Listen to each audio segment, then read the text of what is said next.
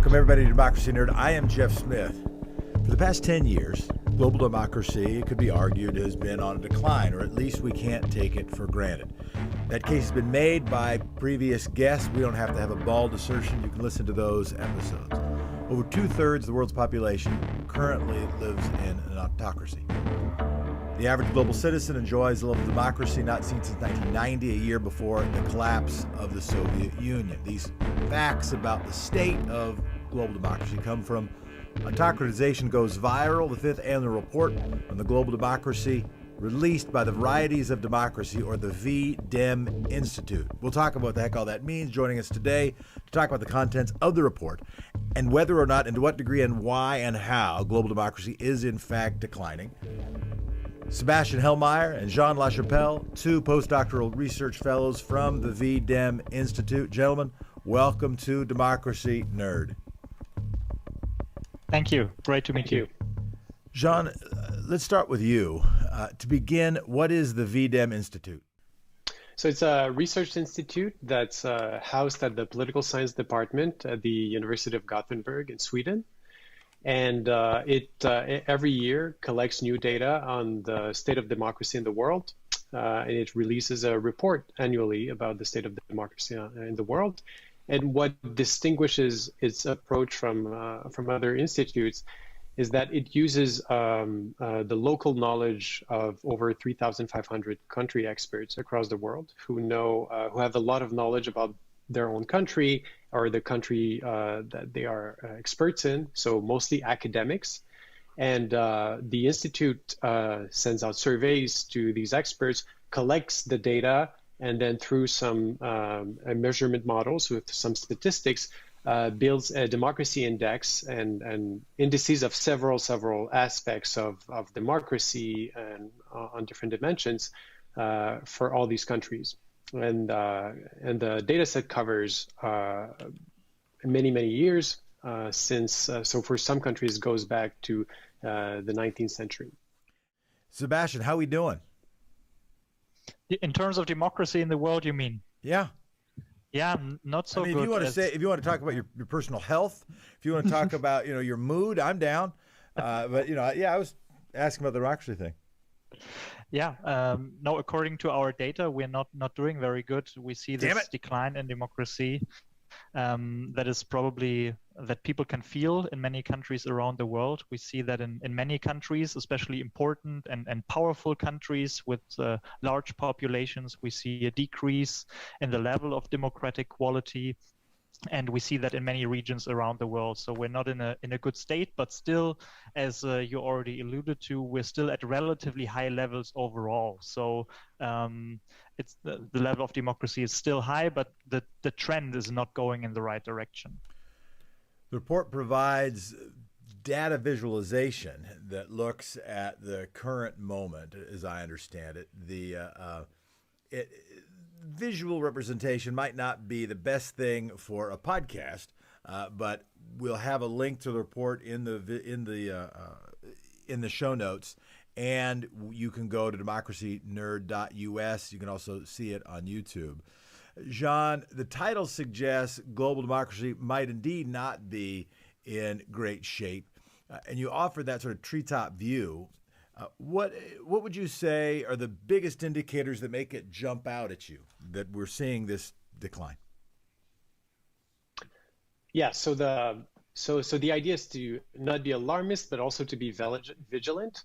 So what we're seeing in recent years is some worrying developments in several countries that had been democracies for a very long time and were thought to be established democracies that would endure. So that's one especially worrying sign. So you've seen places like India or the United States where we've seen these democratic declines. So that's particularly worrying. And there are also other countries that had experienced long periods of authoritarianism in the past. For instance, Hungary or places like Brazil also that had democratized and were thought to be relatively stable democracies and have begun to decline also. So this is what the report points to. Sebastian, define for us, and each of us would have, I suspect, our own definition, but define for us your definition of autocratization. How do you know when that has happened or when things are moving in that direction? Yeah, so we use a very broad and simple definition of autocratization, and for us it refers to a decline in democratic quality in a given country. So we look at the levels of electoral quality, restriction of media freedom, repression of civil society, and similar indicators that are important for a democracy. And then we compare current levels of democracy to past levels of democracy. And when we find substantial and significant differences, then we speak of autocratization. So we see if a country has worsened on these indicators and this decline reached a certain threshold, then we say this country is experiencing autocratization. Which are the countries, I don't know, let's say top 3 backsliders, top 3 countries that got worse, either because they got the most worse or they're the biggest and they also got real, meaningfully worse? So we have on our list, Poland makes one of the top spots in the list, that had very high levels of democracy, but saw a decline, especially in levels of judicial independence, where we saw the government try to limit judicial independence in Poland. We also have Brazil on our list, where we saw strong declines, especially since Bolsonaro took over. And there's also Hungary in Eastern Europe, which we now classify as one of the first or the first non-democracy in the European Union. Those are 3 countries that stand out in our top 10 list of autocratizing countries. And how do you cross that threshold from, democracy but faltering? Right, democracy is your Poland. You're still a democracy. Democracy, Poland's still a democracy. Yes, just exactly with less of a with less of an independent judiciary. How do you become Hungary? I don't mean all of the origins of that, but what are the indicators that all of a sudden turn you from green and then you're yellow and then you're red, not a democracy anymore? I mean, on that list, we have indicators that concern the quality of election, but most importantly, also the freedom of the press. So there we saw strong declines in Hungary, for example. And then at some point, of course, those thresholds are sort of depend on our theoretical conception of what democracy is, and it's not always there's a clear cut where you say, okay, this is there is some uncertainty around this threshold. But for Hungary and India now, we say, well, we know enough that we can say the most basic characteristics of a democracy in terms of electoral quality and media freedom and freedom of civil society are not fulfilled anymore. So here we have the confidence to say that we are not looking at a democracy anymore. But I mean, one can discuss these thresholds, and they are not always like a perfect match. Jean, what happened in Hungary that got it to tilt to the red? So there's been so the ruling party has imposed some restrictions on the media, and has in ways that have tilted the electoral playing field. So in ways that make it easier for the ruling party to win elections in the future. So that's a very that's one of the main indicators. But as Sebastian said, the decline is clearly is obvious in recent years. At which point a country crosses this threshold, then there can be some relative arbitrariness in how the threshold is determined. But the fact that there's been a substantial decline is very hard to argue against. Does Hungary care? If you issue a report and you say, hey, you're not a democracy anymore, you're the first European Union member nation not to be a democracy, what's the response that you get from that? So in some cases the institute receives some criticism. So there's some of the responses. I think some countries, so especially the countries that are declining and that were democratic and are declining, care more than the countries that are autocratic and authoritarian. So I think countries like Saudi Arabia don't really care that they call themselves a kingdom. Yeah, exactly. But they don't have any pretense that they are Right. democratic. I think the countries that are more that have been declining, they push back. Some of them push back. So we've seen that that happen in some cases. Yes. Sebastian? Yeah, I think so, because we saw that our report got also picked up by different actors in the European Union, and then I think members of parliament from Hungary had to justify what was going on in their country. So I think the report has some effect in this regard, that that this is gets some media attention, and then maybe the ruling party also has to justify what they are doing. And I think what was very encouraging, we received some interesting conspiracy theories about our institute, how it's connected to George Soros by some people that were affiliated with the Hungarian government, and I think that's kind of encouraging for us, because of course it's completely wrong, but still apparently they read our report, and that's what counts for us. And in terms of does it give fodder? Does it give, I want to use a less bellicose word than ammunition?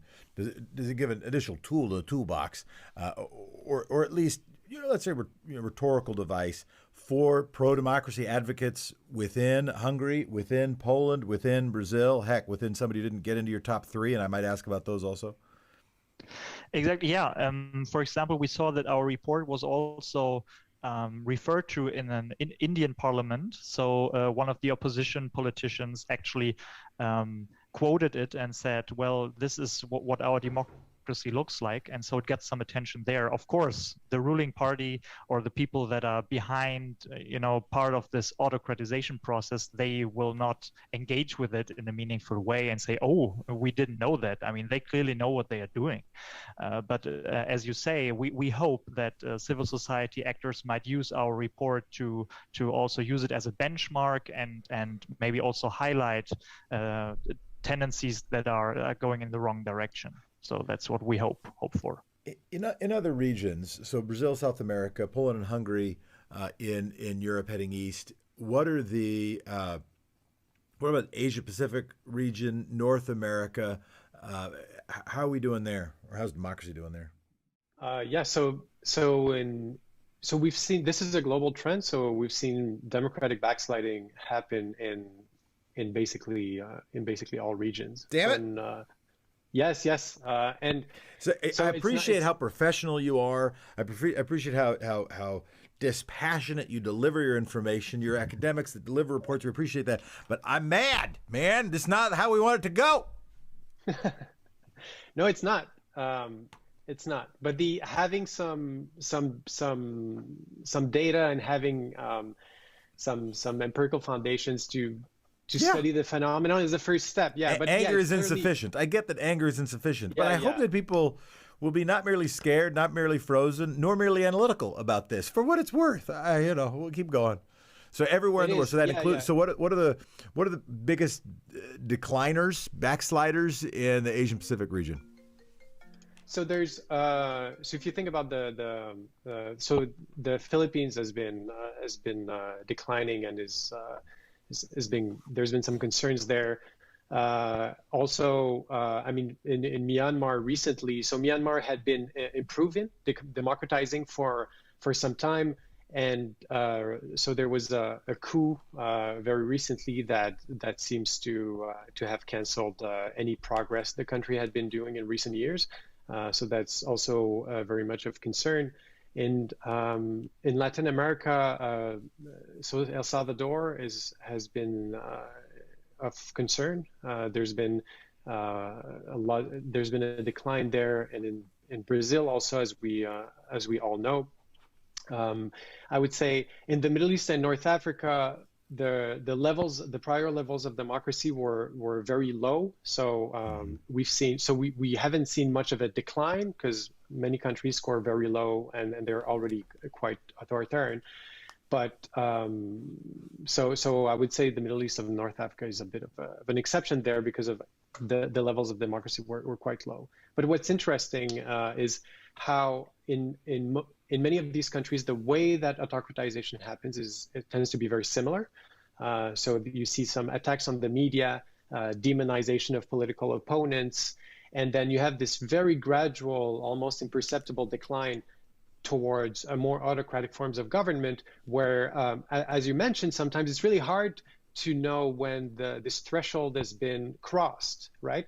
And so it's like the frog in this image. Yeah, of the frog in the beaker. I'm actually not sure if it's real. I'm not sure the frog will stay in the hot water. I know we're told, but I've never had the gumption or the cruelty to test it myself. But I know the story. Yes. Yeah.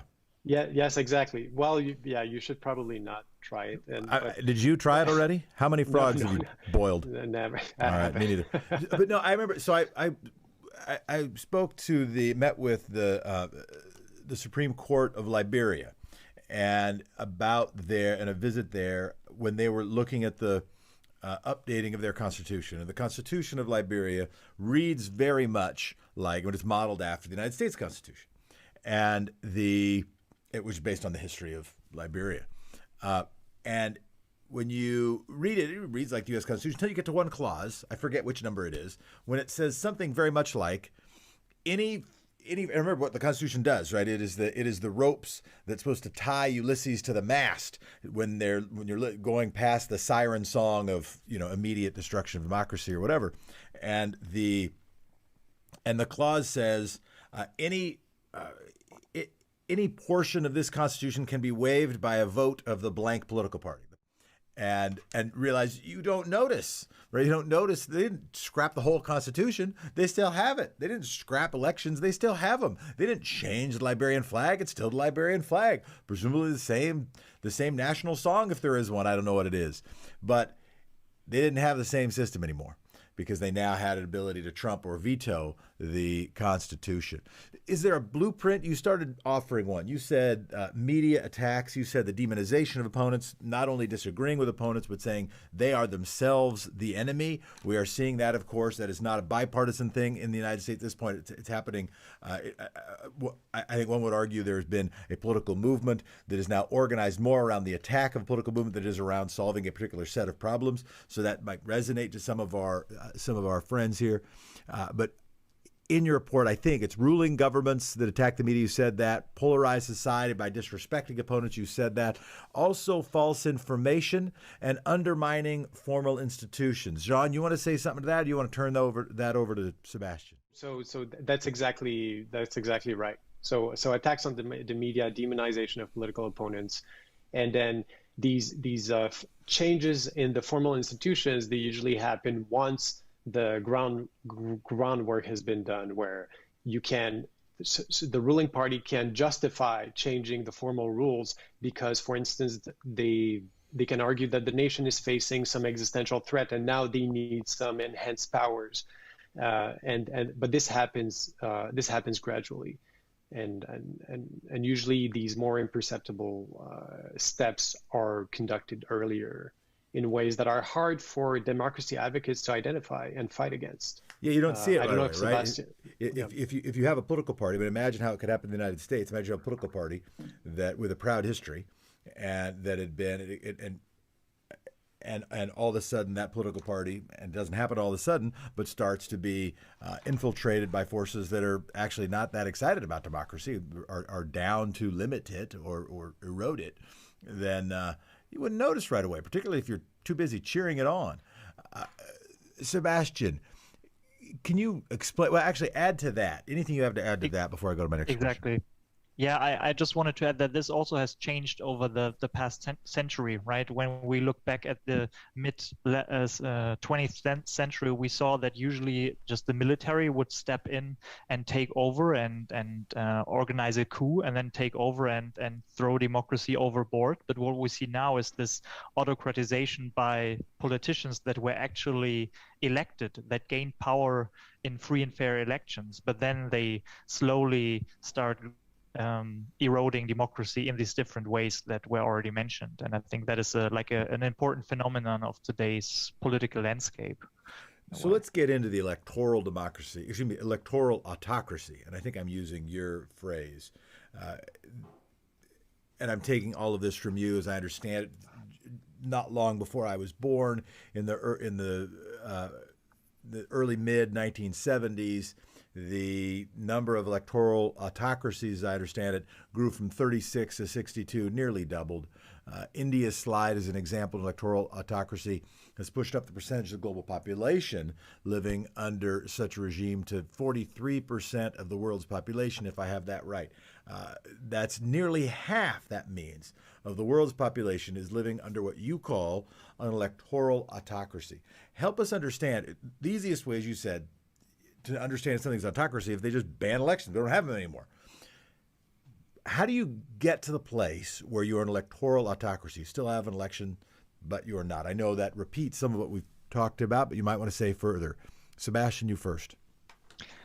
Yeah, so what we see in this in electoral autocracies is that there are elections still going on, as you rightly say, but the playing field is not even, right? So the government has the opportunity to have a different campaign, to have much more finance, much more money to fund an electoral campaign. Opponents are not allowed to compete. We see that in different countries. There are maybe regulations that prohibit opposition politicians from running for the elections. So there's so much going on that in the end, when it comes down to the elections, that might be of acceptable quality in a way, that the result does not represent actually what the citizens would like to see. And that is how you end up in this regime type, so to say. So when the ruling party controls the media, makes appointments in the legislature, and controls ministries or the police, and makes it so difficult for opponents to compete that they have actually no real chance of winning. But still there are elections taking place. But yeah, the outcome does not really mirror does not live up to the standards that we usually have when we think about a real democracy and the real elections and stuff like that. But yeah, maybe Jean, you want to add to this? Yes, that's exactly correct. So these are places where there are elections, but the outcome of the election is usually known in advance because the competition is so unfair. And what's for a long time, people believe that these types, academic researchers, for instance, believe that these types of electoral autocracies should be less stable. At some point, all countries should either converge to full autocracy or full democracy. But it turns out we realize that there are ways in which these regimes are able to maintain themselves, and that the elections, they actually help, in some cases, some regimes maintain themselves because they help organize competition within the ruling party. They solve some coordination problems. So there's a very, very big literature about how these elections that often appear either fraudulent or they appear so unfair that they're meaningless, they're actually quite meaningful for some ruling parties because they help them organize the ruling coalition in a sense. So that's one reason why they're so prevalent, because in a sense they're kind of durable.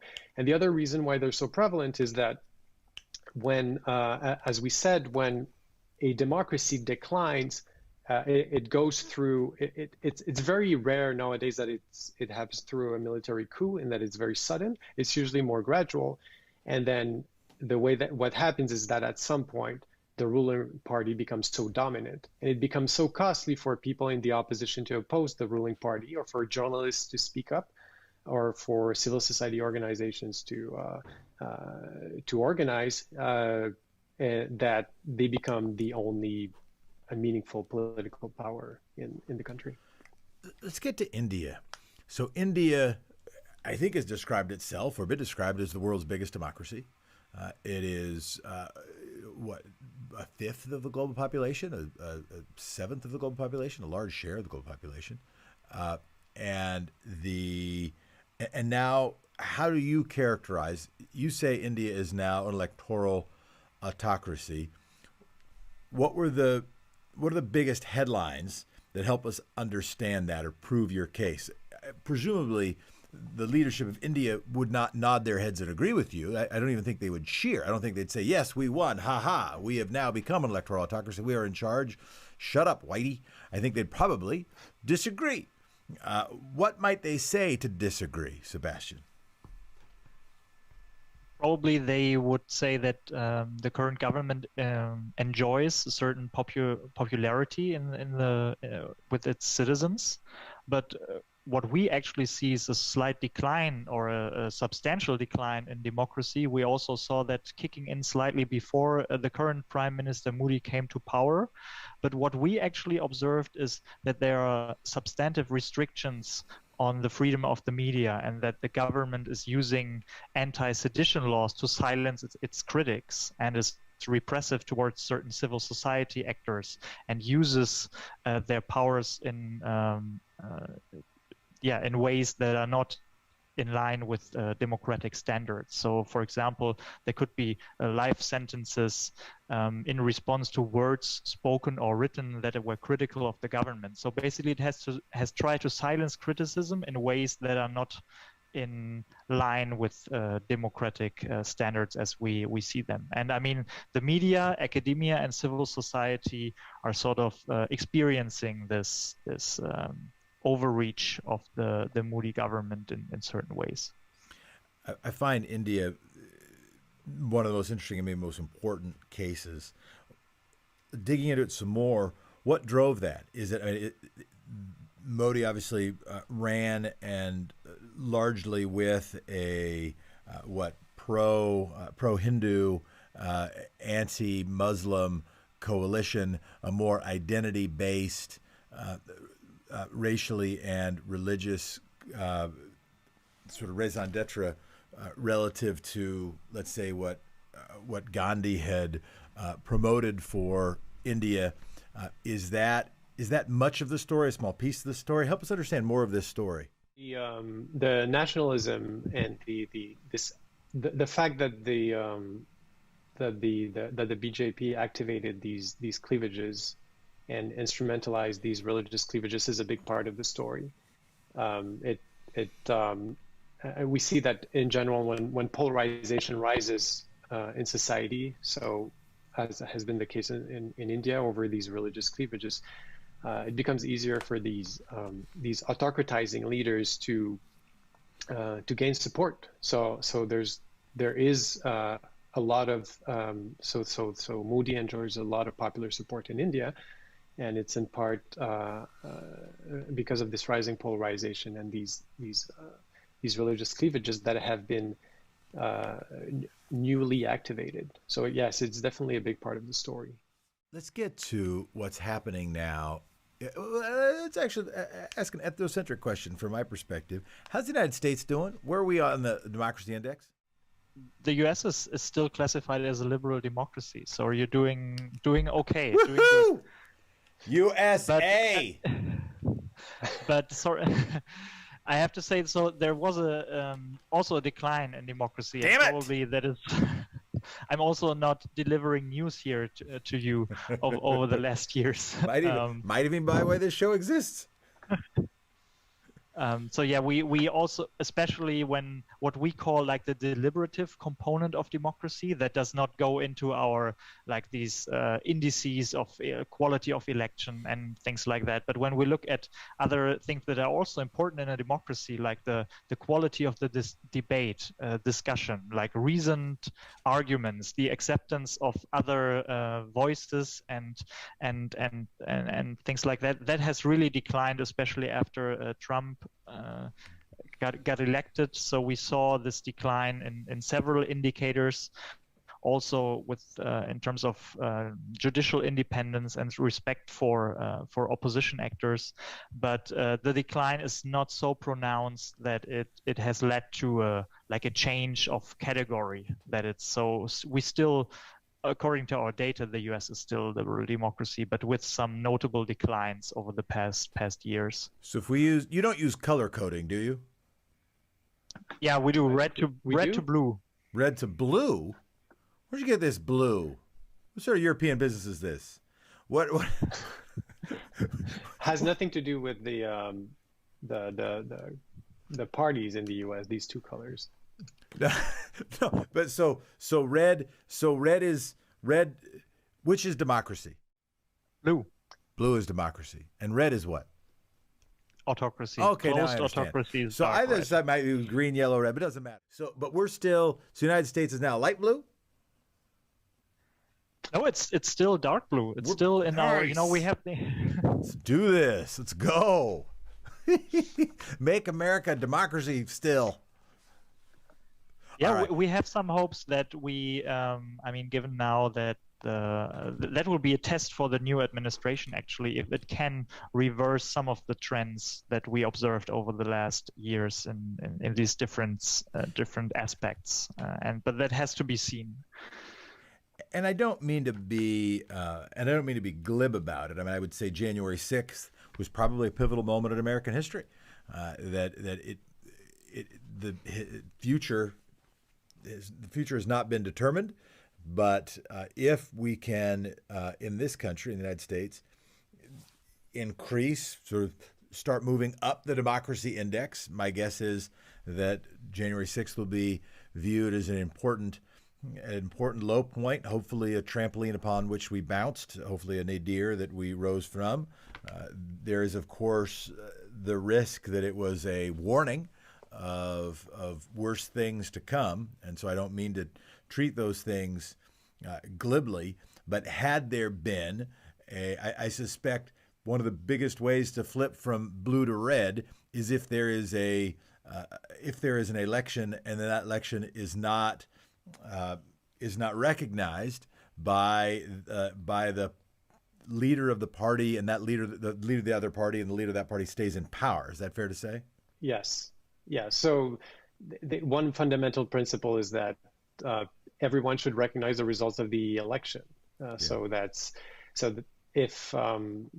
one worrying trend right now. So as you say, January 6th was a low point, but if this happens again, and if people start contesting the legitimacy of elections, then we get into very, very dangerous territory.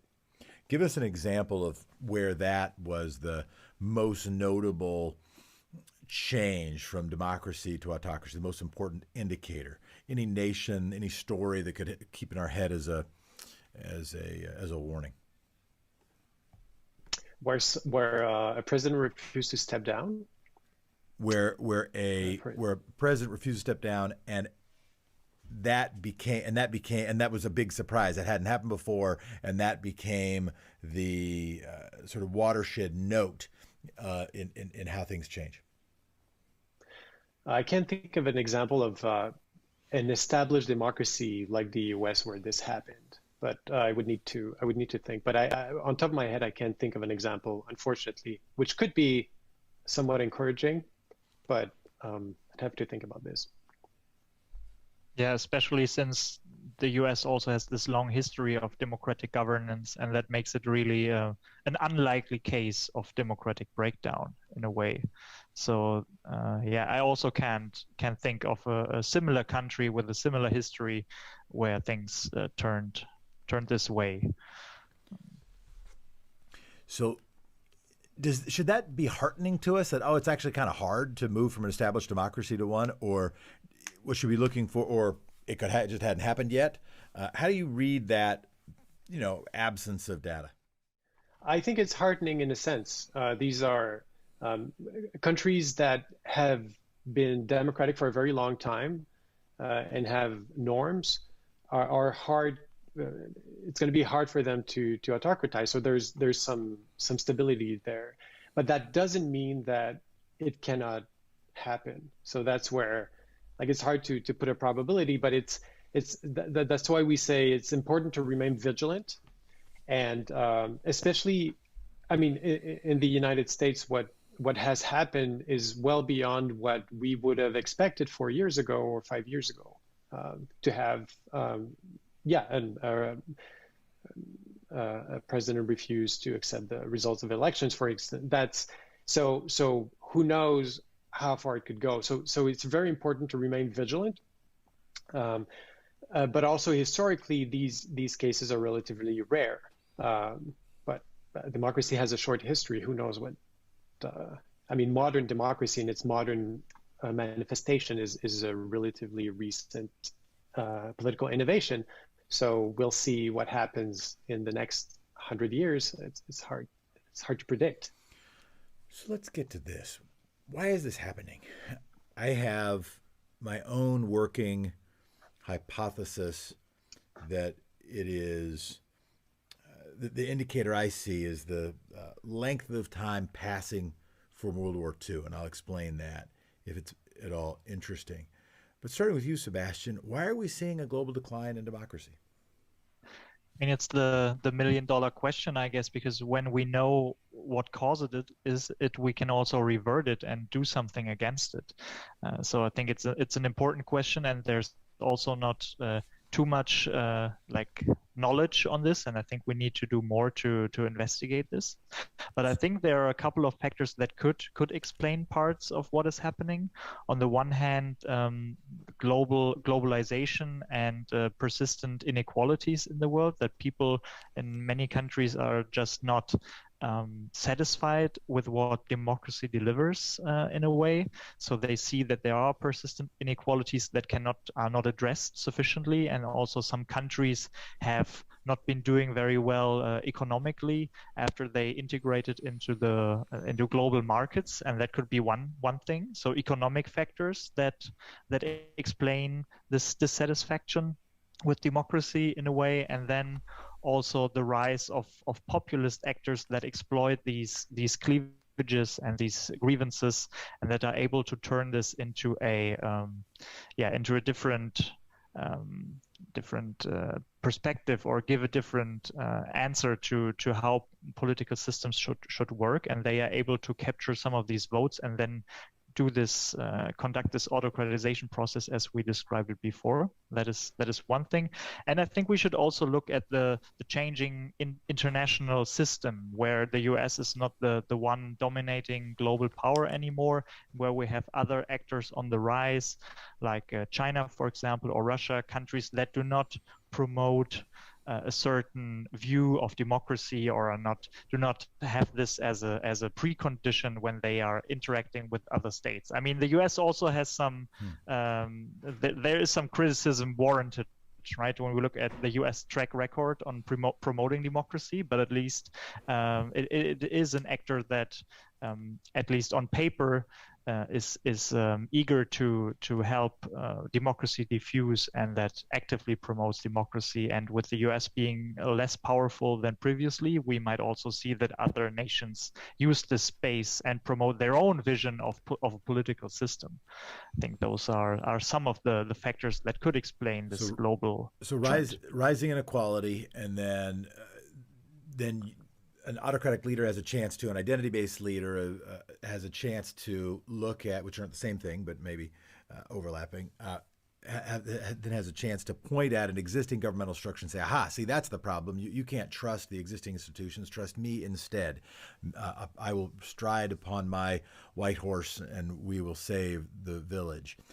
The other thing you said was, it used to be, if you wanted to be guaranteed of military protection and economic support, one of your best bets was the United States. They were the big, very clearly the biggest dog in town. Otherwise, you go to the Soviet Union. Now, it is not that stark. It is not that obvious. The United States isn't as powerful. So now you can go to China, and China can say, we don't care if you have elections the way we have them or differently. We'll still, I don't know, pay for your cell networks and transportation networks.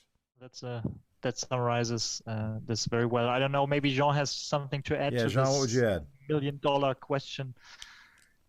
I think, it's a very difficult question to answer. I think Sebastian's answer was great. These are, everything that he mentioned is absolutely true. Yeah, absolutely.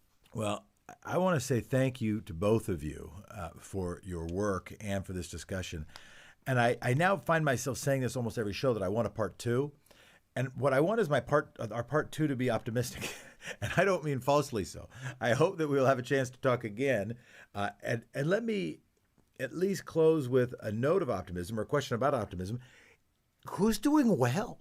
Are there any countries that are on the up? Any countries that are providing inspiration? Or any country that is staying strong? I will say that I think there are many people in the world who did find heart in in the aftermath of January 6th, that there was in fact a change in the United States regime, not merely because they were opposed to the former president of the United States, overlapping with that usually, but also because if the United States had not listened to its own election, then other people in the country, other people in the world would have looked at the United States and probably had their confidence shaken in global democracy entirely. I would at least say that. But any good news that you're tracking? Yes. So for instance, over the past 10 years, Tunisia has seen as democratized. Go Tunisia! I love Tunisia. Yeah. Good work. Yeah. So I mean, so it's still a fragile democracy, and there's still tons of problems, but compared to the situation that it was in 10 years ago, it's a pretty stellar example of a movement that was able to defeat an authoritarian regime and then come together, have elections, and then sustain a fragile democracy. So hopefully it survives, but it shows that it's possible in contexts that seem very difficult. So Tunisia is one example. Sebastian, any example you like? Yeah, I also like the example of South Korea, where there was where things turned around, where South Korea. Civil society was able to, there was a small or notable decline in democracy in South Korea, but then there was enough activism and efforts also by civil society to turn things around. And I think that is one of the positive things of also what we find is that we see people rise up for democracy in many countries around the world. We see pro-democracy movements in many different countries. And that is sort of encouraging also, that people will not just let it pass, let autocratic leaders take over, but they are active and are willing to defend democracy when they see that it's under threat. So I think this large-scale mass mobilization for democracy that we observed over the last years, also, I mean, take Belarus as an example, where people are still protesting despite very brutal and harsh repression by the state, and those are the kind of events and instances that also make me optimistic for the future of democracy. I want to say thanks again to Jean LaChapelle, research fellow at the University of Gothenburg's Varieties of Democracy, the VDem Institute, and also Sebastian Hellmeier, a fellow at the Berlin Social Science Center, the WZB Berlin Social Science Center, previous research fellow at the University of Gothenburg's Varieties of Democracy Institute. Thank you for talking to us, giving us a look at the democracy index around the world, the global decline of democracy. We don't appreciate that, but thanks for being honest about it. Thanks so much for spending the time with us. Thanks, Jeffrey.